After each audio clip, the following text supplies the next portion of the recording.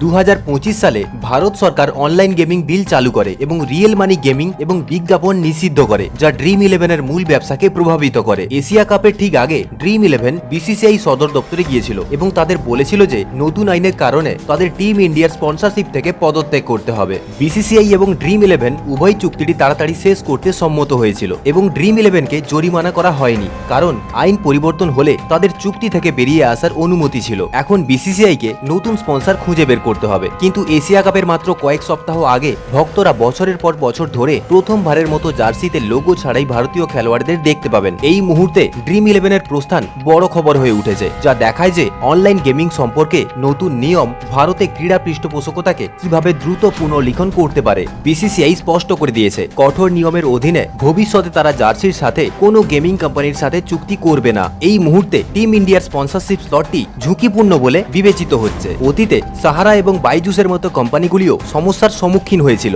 এবং তাড়াতাড়ি চলে গিয়েছিল, যার ফলে জার্সির চুক্তিগুলো জটিল দেখাচ্ছে। আপাতত এশিয়া কাপের উত্তেজনা শুরু হওয়ার সাথে সাথে টিম ইন্ডিয়ার জার্সিতে কোন ব্র্যান্ডটি পরবর্তী স্থানে থাকবে তা নিয়ে জল্পনার শেষ নেই। এরকম আরো নতুন নতুন তথ্য পেতে চ্যানেলটিকে সাবস্ক্রাইব করে সঙ্গে থাকুন।